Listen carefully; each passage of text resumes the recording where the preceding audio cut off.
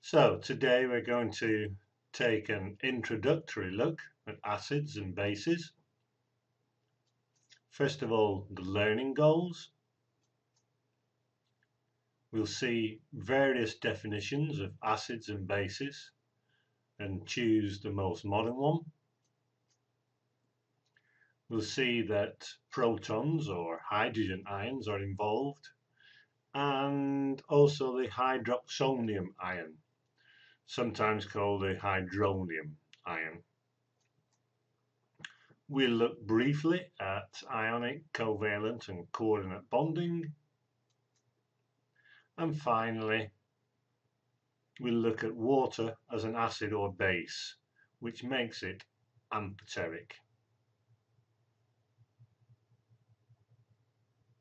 The simplest definition is an acid neutralizes a base. A base which is soluble in water is called an alkali. So if you hear alkali, you could also say an acid neutralizes an alkali if the base is soluble in water. Looking at an example, we have hydrochloric acid plus a base, calcium oxide.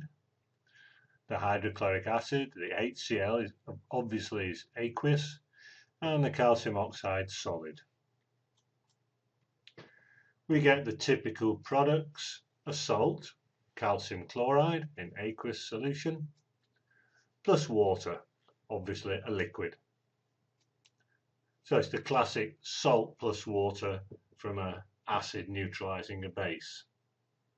When an acid dissolves in water, it ionizes and forms hydrogen ions, H+, which actually is a proton.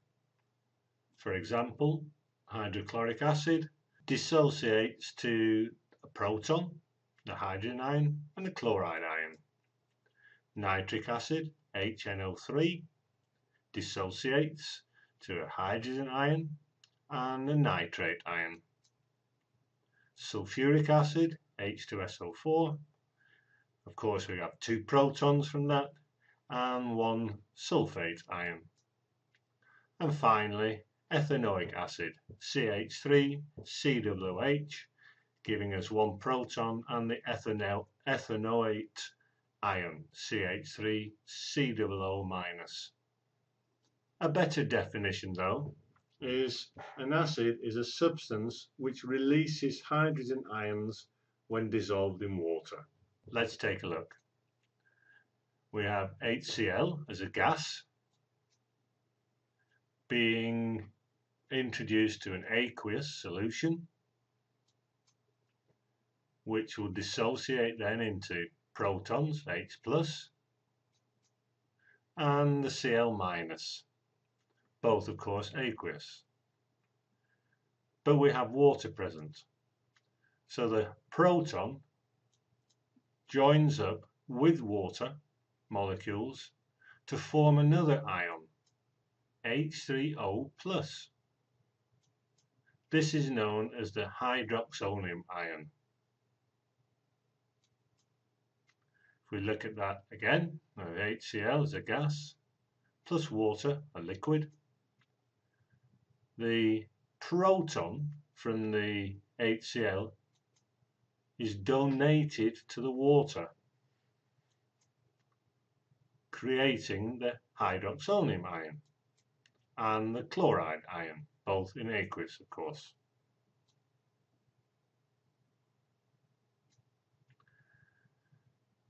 We then have the Bronsted and Lowry definition.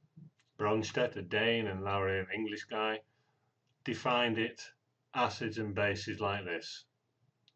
Acid-base reactions, protons, H+, are given and taken. So our modern definition is acids donate protons, bases accept protons. Let's take a look.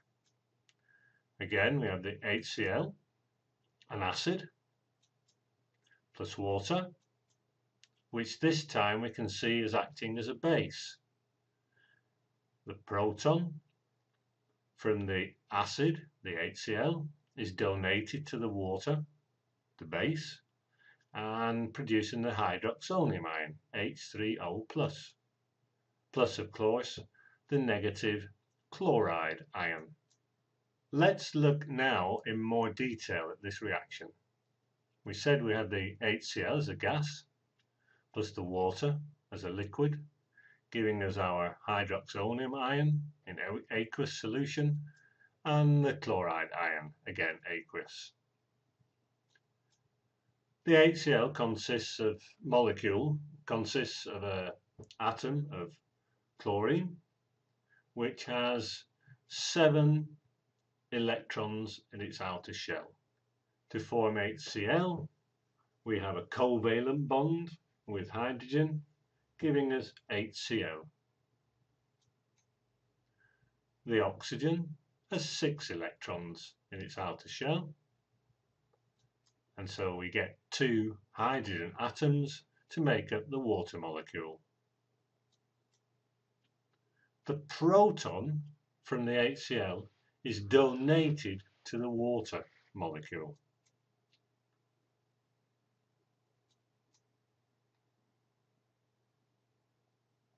And here we see the hydroxonium ion with the 3 protons attached to it. This, of course, will give it a positive charge from the proton. In addition, we have the chloride ion.